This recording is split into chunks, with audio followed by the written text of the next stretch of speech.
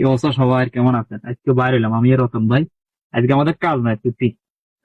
এজন্য বলেছি একটু ঘুরি আর বান্দারের কিছু খানা দিই। এখন আপনাদেরকে দেখাইতেছি এলো রুটি। দেখাবো আপনাদের কিভাবে আসে। ওখানে অনেক বান্দর, এটা বান্দরের এলাকা। সবাই দেখতে থাকুন, সাথে থাকুন। সুন্দর এবং আরো সুন্দর সুন্দর দৃশ্য দেখাবো আজকে আপনাদেরকে। ক্যামেরা ওদের লেগে দাও। পশু পাখিকে খাওয়া দেওয়া হচ্ছে নিঃস্বার্থ কাজ, কারণ তাদের থেকে আমাদের কিছু চাওয়ার পাওয়ার থাকে না। নিঃস্বার্থ কাজই হচ্ছে মানবিকতার চেতনার প্রধান বৈশিষ্ট্য।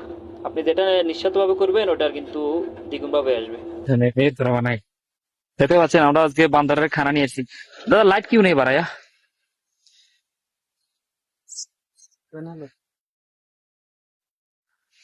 এক- আমি আর রতন ভাই আসলাম ঘুরতে। এই হলো পাহাড়, এদের বান্দরের বাসা। এখানে বান্দর থাকে অনেকগুলো বান্দর।